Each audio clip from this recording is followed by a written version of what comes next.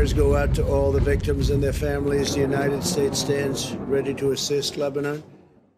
We have a very good relationship with the people of Lebanon, and we will be there to help. It looks like a terrible attack. I just want to follow up before I ask a coronavirus question on Lebanon. You called this an attack.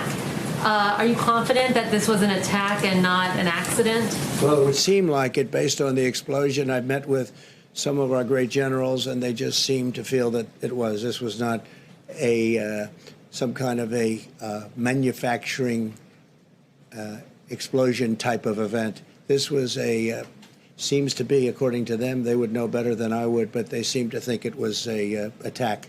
It was a bomb of some kind, yes. Interesting.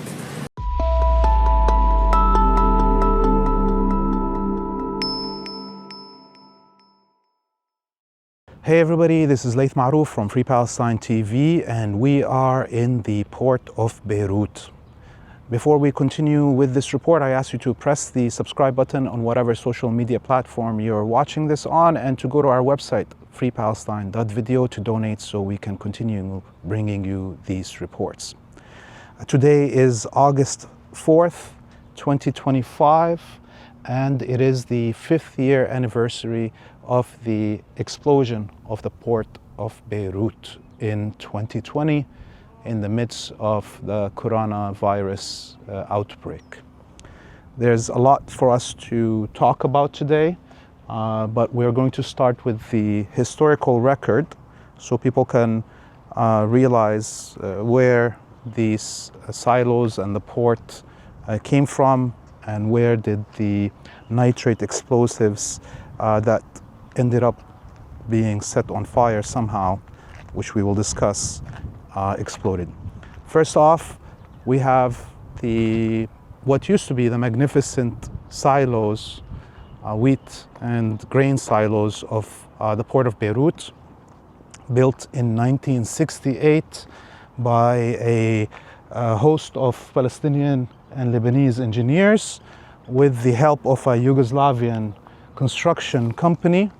They were, at the time of their building, the largest silos in the whole of the East Mediterranean region. And they hosted the wheat reserve of Lebanon and kept the country fed well. Now, we also must note that the Port of Beirut was the busiest port on the Eastern Mediterranean. Definitely all of the traffic going into Syria, much of it would come from here, as well as the export of products from the region. We know the cargo ship MV Rosus in 2013 brought with it a huge shipment of nitrates. For historical record here, at the time there was a huge effort to smuggle in nitrates into Syria to give to the Wahhabi death squads that were operated by the CIA, the Mossad, Saudi and Turkish intelligence, in order to create homemade explosives to target the Syrian military and the Syrian government fighting back.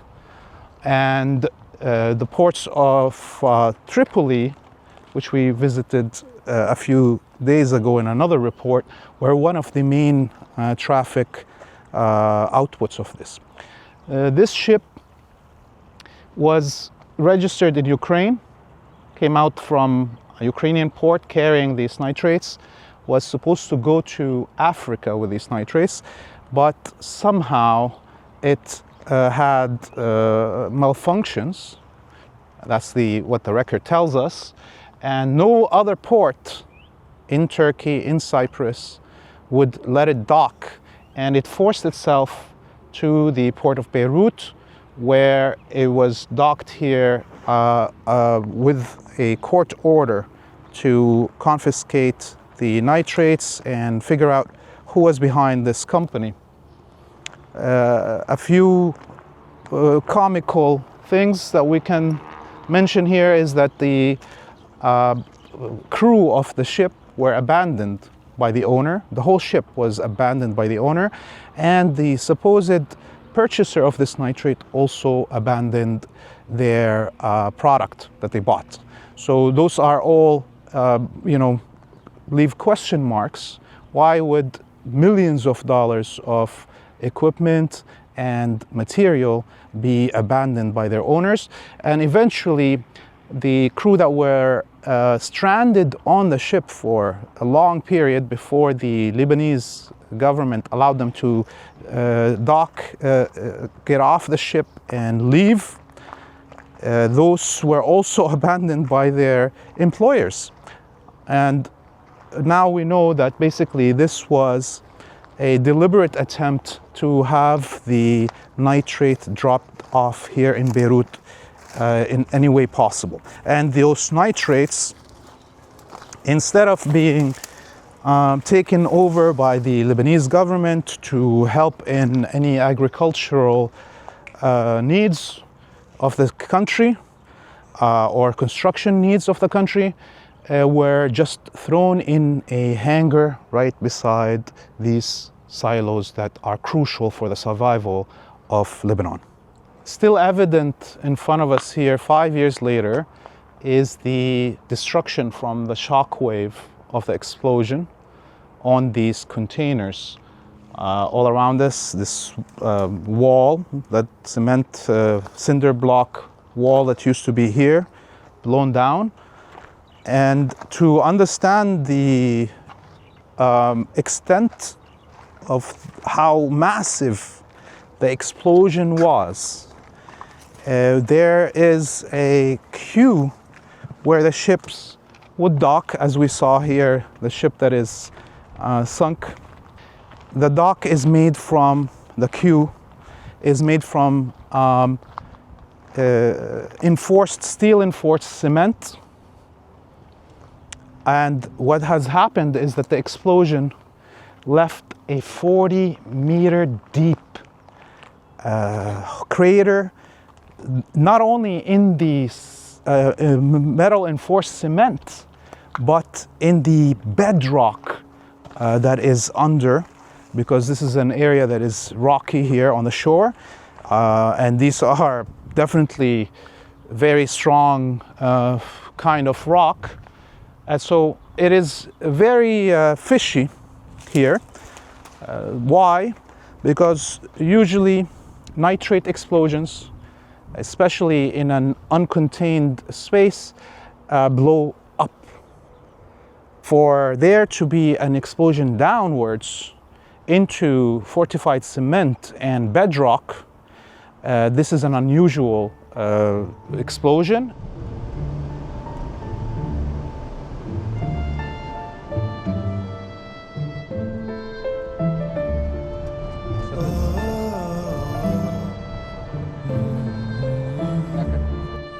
صلوا لبيروت للي كانت ما تفارقها الضحكة تهدمت البيوت وشفت بعيني اليوم بيروت عم تبكي.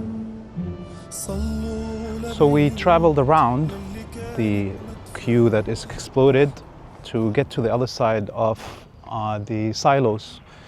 And as you can see here, the silos were so well manufactured, built, that they actually survived the explosion and saved all of the rest of Beirut from that side. And much of the explosion was directed towards that neighborhood, and there was more than 2,000 injured casualties, amongst them at least 250 martyred. But the explosion would have been much worse, the results of it, if it actually blew that way, the more populated part of Ras Beirut.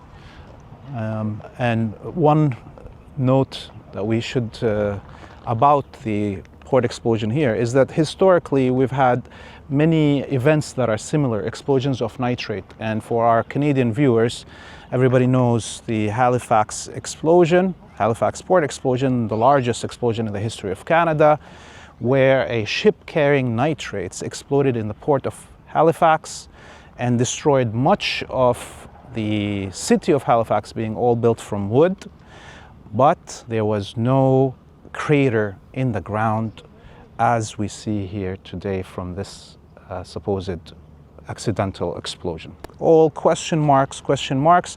There is no record in history of a nitrate explosion that left a crater, more so in a cement that is fortified with metal and a bedrock of the sea.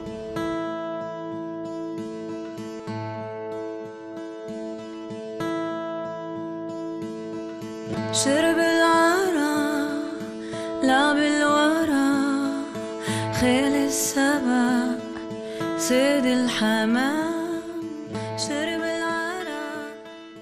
Where were you, Laith, when the explosion happened? You know, I was one of the lucky people that lived on the other side of these silos. The apartment that I lived with my family in is in Al-Manara, the end of Ras Beirut.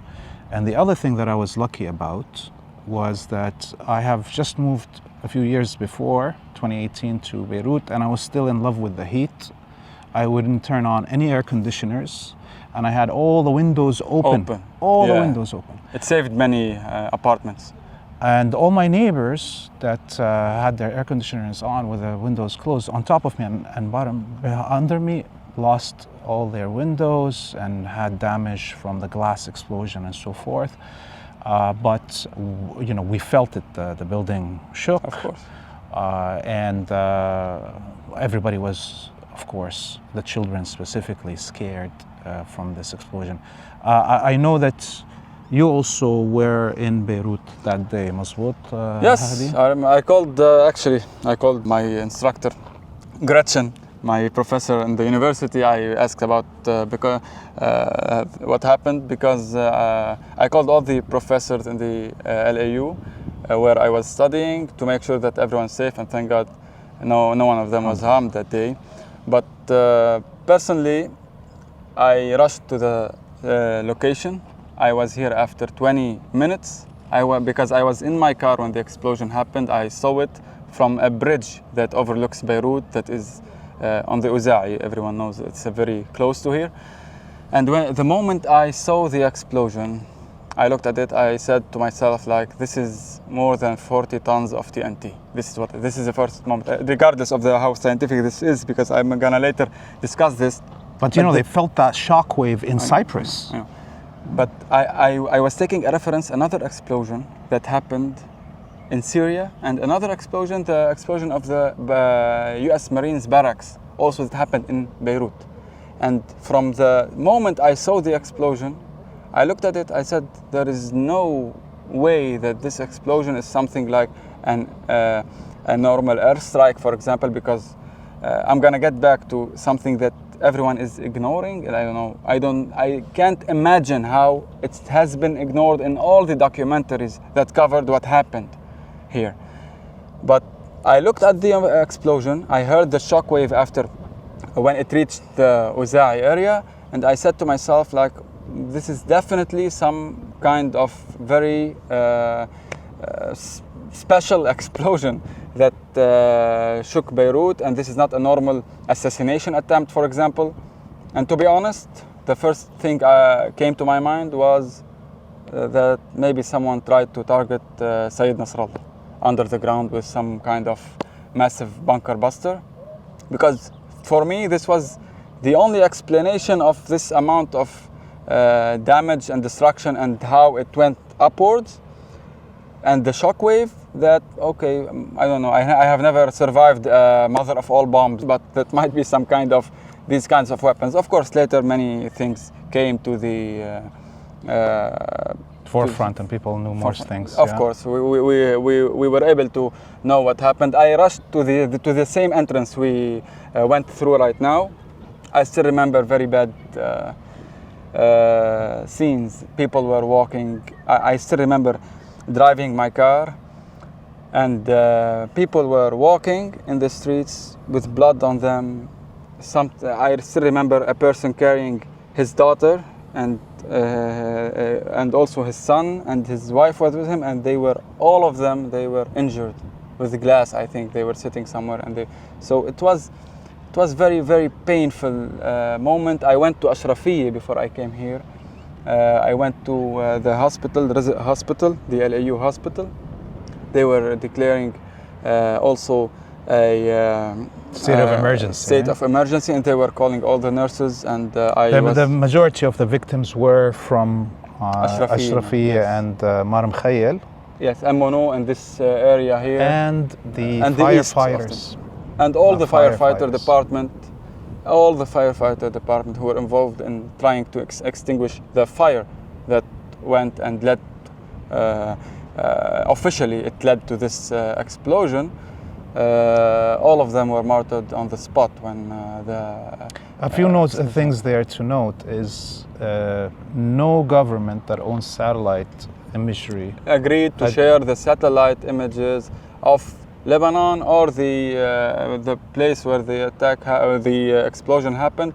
They never agreed to share anything related to this explosion. That's first. Second, there are many signatures. Now, of course, we were raising question marks about the official narrative, but there are also some important things to tell.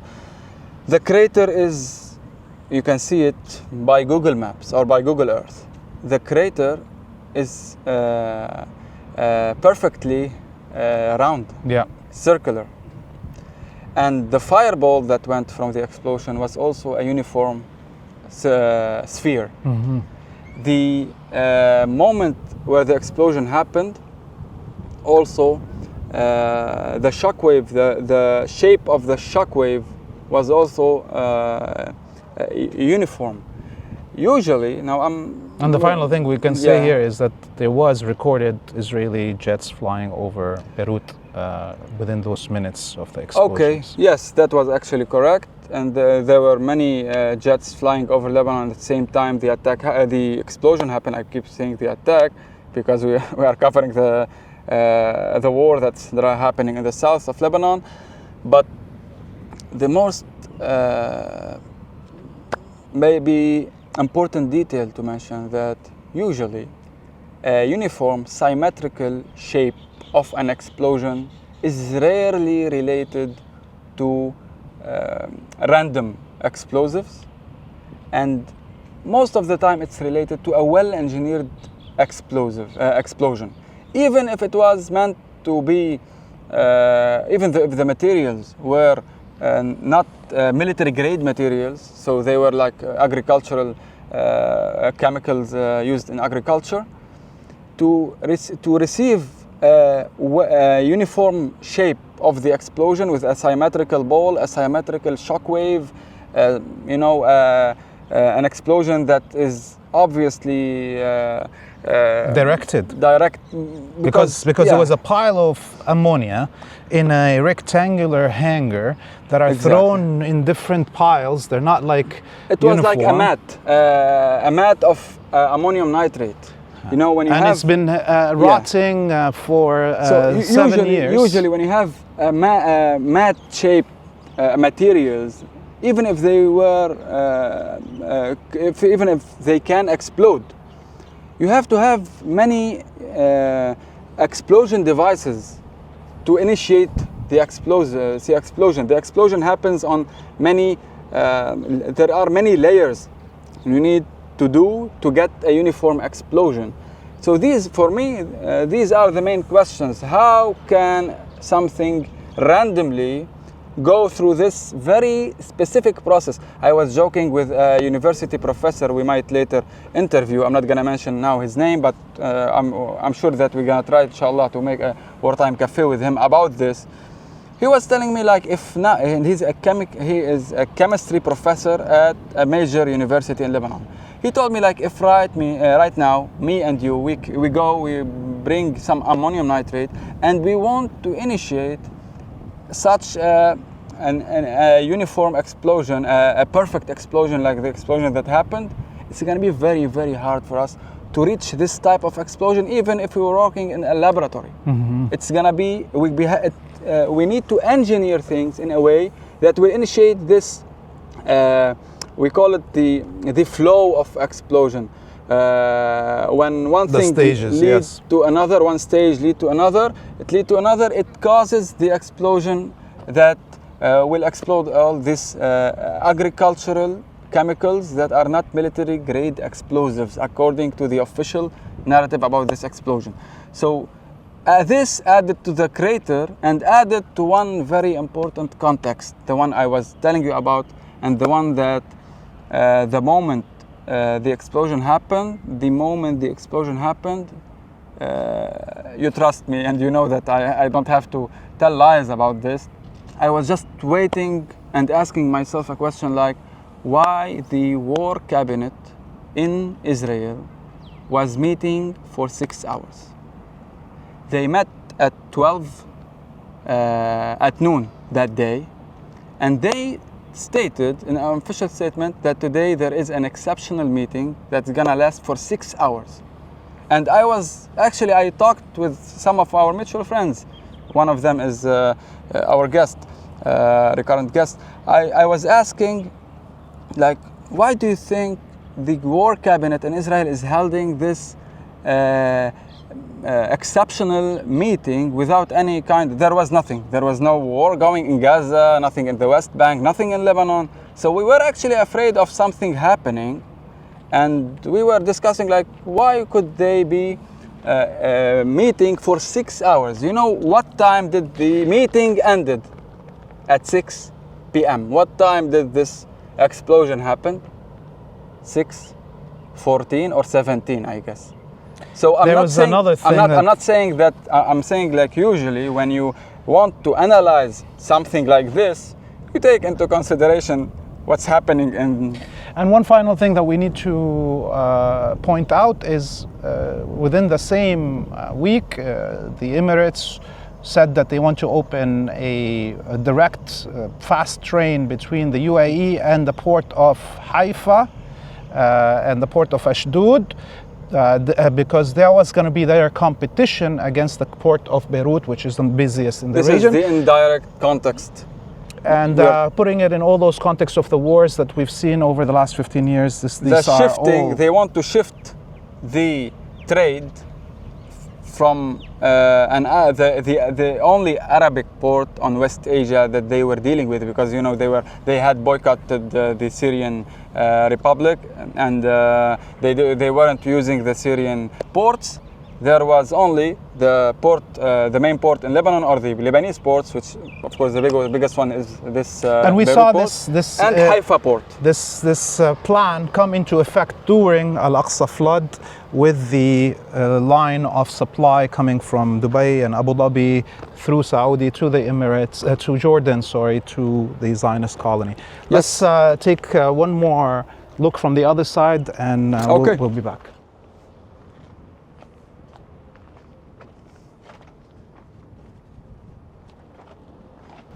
Five years, and up until now, no one has been found guilty or charged for either the negligence, the plotting, who knows, of this explosion in the port of Beirut. And in Lebanon, for the most part, the legal system has been unable to answer big questions like the port of Beirut, the assassination of Prime Minister Rafiq Hariri, anything that actually is crucial to the country. Neither the political class or the legal class has been able to bring closure for the population. This is Laith Marouf and Hadi Hotait from Free Palestine TV. We ask you one more time to press the subscribe button on whatever social media platform you're watching this on, and to go to our website freepalestine.video to donate so we can continue bringing you these reports. And until we see you next time, we bid you all a free Palestine.